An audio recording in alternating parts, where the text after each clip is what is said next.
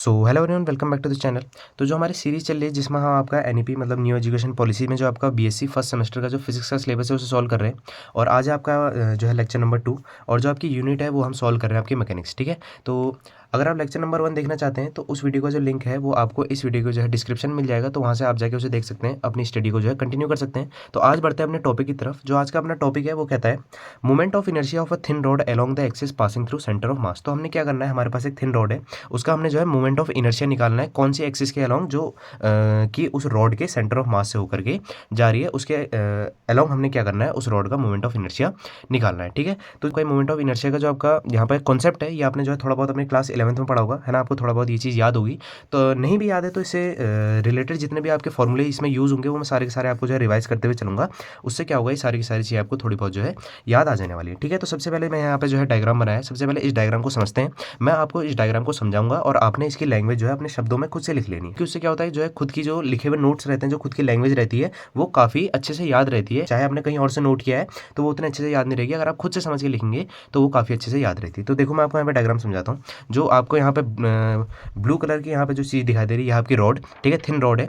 यहाँ पे जो इसकी लेंथ है रॉड की वो कितनी है, एल, और जो इस रॉड का जो टोटल मास है वो यहाँ पे कितना हो जाएगा आपका, एम। ठीक है, अब यहाँ पे देखो आपको एक जो है रेड कलर की एक्सिस दिखाई दे रही है जिसका नाम है एन एन डैश। ठीक है, तो ये कहाँ से होकर के जा रही है, ये इस रॉड के सेंटर ऑफ मास से होकर के जा रही है। यहाँ पे जो पॉइंट है यहाँ पे इसका क्या है, सेंटर ऑफ मास। और इसी के अलावा हमने क्या करना है, मोमेंट ऑफ इनर्शिया भी निकालना है। ठीक है, अब देखो यहाँ पे अगर सेंटर ऑफ मास है तो इसका मतलब इस पॉइंट से लेके यहाँ पे पहला वाला पॉइंट इस रॉड का, और इस पॉइंट से यहाँ पे अपनी रॉड इसका दूसरा वाला पॉइंट, दोनों की जो यहाँ पे लेंथ है वो इस एल की क्या हो जाएगी, आधी हो जाएगी। तो इसका मतलब यहाँ से लेके यहाँ तक की जो लेंथ हो जाएगी वो L/2, और यहाँ से लेके यहाँ तक की लेंथ हो जाएगी वो कितनी हो जाएगी, L/2। ठीक है, इतना आपको समझ में आ गया होगा। अब देखो हमने यहाँ पे क्या किया है, यहाँ पे हमने एक बहुत छोटा सा क्या माना है, यहाँ पे बहुत छोटी सी थिकनेस का हमने यहाँ पे एक क्षेत्रफल लिया है, एक एरिया लिया है। ठीक है, ऐसा क्यों लिया है ये आपको पता होगा, ये आपने जो अपनी क्लास 12 की मैथमेटिक्स में पढ़ा होगा, जब हम इंटीग्रेशन करते थे तो उसी टाइप से हम यहाँ पे जो है dx एक छोटा सा जो है एरिया ले लेते थे। ठीक है, और जो ये एरिया हमने लिया है, इसकी जो आपकी एक्सिस है एन एन डैश, जो कि सेंटर ऑफ मास से होकर जा रही है, वहाँ से जो इसकी दूरी है, वहाँ से जो इसकी डिस्टेंस है वो यहाँ पे कितनी है, x। ठीक है,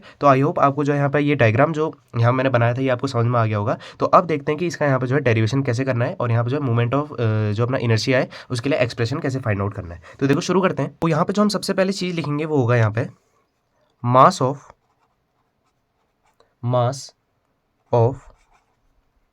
पर unit length of road.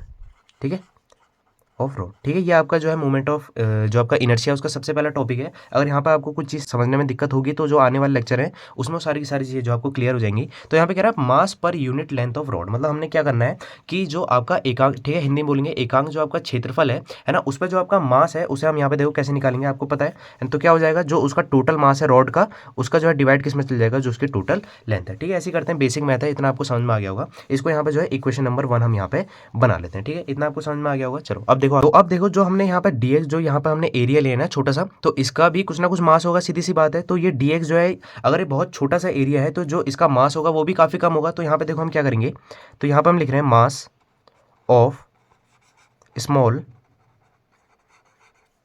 Area.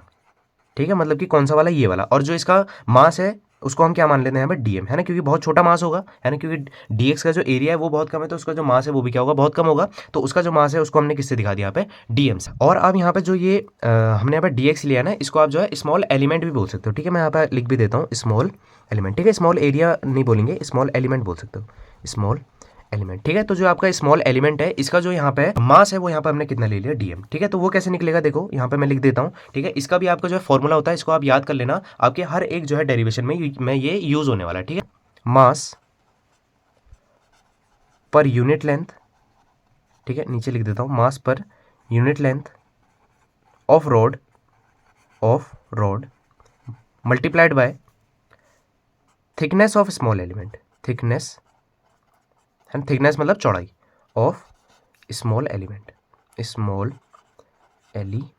ठीक है, चलो तो देखो क्या हो जाएगा, ध्यान से समझना मेरी बात को यहाँ पे। तो ये डीएम आ जाएगा आपका, है ना, डीएम क्या है, आपका मास है, छोटे जो आपका स्मॉल एलिमेंट है उसका मास per unit length of road. तो यहाँ पे हमने निकाले, देखो मास per unit length of road कितना है आपका, m/l, है कि नहीं।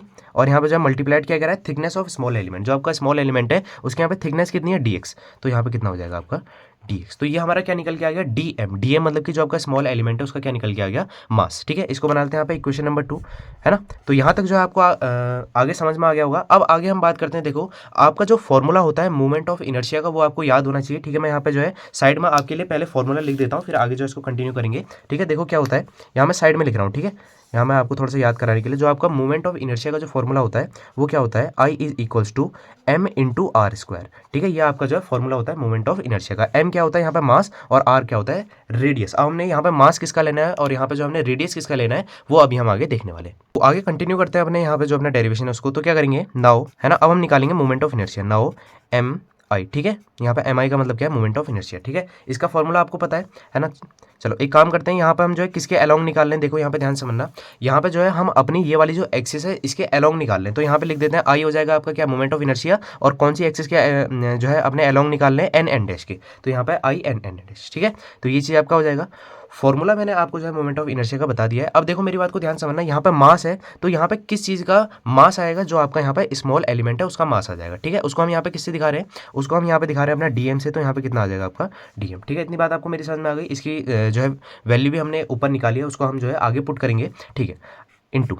अब देखो मेरी बात को ध्यान समझना, यहाँ पे क्या रहा है आर स्क्वायर। ठीक है, मैंने आपको बोला जो आर होता है वो क्या होता है रेडियस। तो अब हम यहाँ पे किस चीज़ का रेडियस लेंगे, यहाँ पे जो हम रेडियस लेंगे वो लेंगे, देखो यहाँ पे जो है इसको जो अपना डायग्राम उसको ध्यान समझो। यहाँ पे हम रेडियस लेंगे जो आपके एक्सिस है और जो आपका यहाँ पे स्मॉल एलिमेंट है उन दोनों के बीच की जो दूरी है, मतलब कि एक्स, वही क्या हो जाएगी आपकी यहाँ पे जो है रेडियस यहाँ पे मानी जाएगी, जो हमने यहाँ पे क्या निकाल लिया मोमेंट ऑफ इनर्शिया। ठीक है, तो यहाँ पे क्या है आर स्क्वायर है, तो यहाँ पे आर स्क्वायर की जगह कितना आ जाएगा एक्स स्क्वायर। ठीक है, इतनी बात आपको मेरी यहाँ पे समझ में आ गई होगी। तो जो अपना डेरिवेशन है वो यहाँ पे कंप्लीट हो गया था। यहाँ पे जो है हमने एन एन डैश जो आपकी एक्सिस है उसके अलावा हम जो है क्या निकाल लेते हैं मोमेंट ऑफ इनर्शिया, और जो डीएम है और यहाँ पे जो एक्स स्क्वायर है इनकी वैल्यू हमने जो है फॉर्मूले में ही वहाँ पे रख दी थी। ठीक है, अब देखो जो आपका डीएम है इसकी वैल्यू हमने यहाँ पे पीछे निकाली है, तो क्या है M by L multiplied by D X. तो यहाँ पे जो है इस डीएम की वैल्यू यहाँ पे रख देते हैं और फिर इसको आगे सॉल्व करते हैं। तो कितना हो जाएगा I N N dash is equals to M by L multiplied by D X, और यहाँ पर मल्टीप्लाइड बाई कितना हो जाएगा एक्स स्क्वायर। ठीक है, इतनी बात आपको मेरे यहाँ पर समझ जो है आ गई होगी।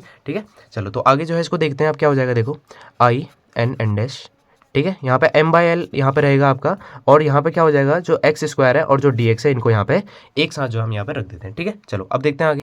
अब देखो अब हम करेंगे आगे जो है आपका इंटीग्रेशन। तो देखो क्या हो जाएगा आई एन एन डैश। ठीक है, अब देखो मेरी बात को ध्यान समझना, हमने यहाँ पे जो मोमेंट ऑफ इनर्शिया निकालना है वो हमने इस पूरी एक्सिस के लिए निकालना है। ठीक है, पर हमने यहाँ पे जो माना है वो क्या है आपका स्मॉल एलिमेंट। तो इस स्मॉल एलिमेंट का हमको यहाँ पे क्या करना पड़ेगा, इंटीग्रेशन करना पड़ेगा, तभी जो है आपका ये जो एक्सिस है इसके अलोंग जो आपका पूरा का पूरा जो है मोमेंट ऑफ इनर्शिया वो निकल के आएगा। ठीक है, इतनी बात आपको मेरी समझ में आ गई होगी। तो देखो अब हम क्या करने वाले हैं। ठीक है, यहाँ पे जो है ये वैल्यू अभी यहाँ पर नहीं है, जब तक हम इसका यहाँ पे जो एक्स है इसका हम यहाँ पे क्या नहीं कर देते, इंटीग्रेशन नहीं कर देते, तब तक आपके जो यहाँ पे सेंटर ऑफ मास से जो आपकी एक्सिस होकर जा रही है उसका मोमेंट ऑफ इनर्शिया नहीं निकलेगा, है ना। कब तक, जब तक हम इस जो आपका यहाँ पे एक्स एलिमेंट है इसका क्या नहीं कर दें इंटीग्रेशन। तो इसका इंटीग्रेशन कर देते हैं और फिर जो अपनी वैल्यू निकाल देते हैं। तो कितना हो जाएगा एम बाई एल, और यहाँ पे जो आपका एक्स स्क्वायर है इसका क्या हो जाएगा, है ना, क्योंकि एम और जो एल है वो तो आपके कांस्टेंट है ना, और आपको पता है जो कांस्टेंट होता है उनका इंटीग्रेशन होता नहीं है। तो यहाँ पे क्या हो जाएगा एक्स स्क्वायर डी एक्स। ठीक है, ये तो आपका ठीक है।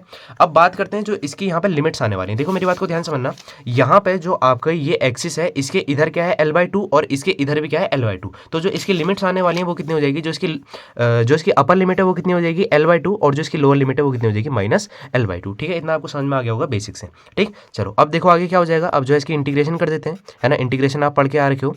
तो यहाँ पे कितना m बाई एल, और आपको पता है कि जो आपका एक्स स्क्वायर होता है उसकी जो इंटीग्रेशन होती है वो कितनी होती है x³ 3। ठीक है, सारी की सारी चीज़ें जो है आप पढ़ के आए होगे। लोअर लिमिट हो गई -L/2 और अपर लिमिट कितनी हो गई L/2। ठीक है, इतना आपको जो है मेरी बात समझ में आ गई होगी।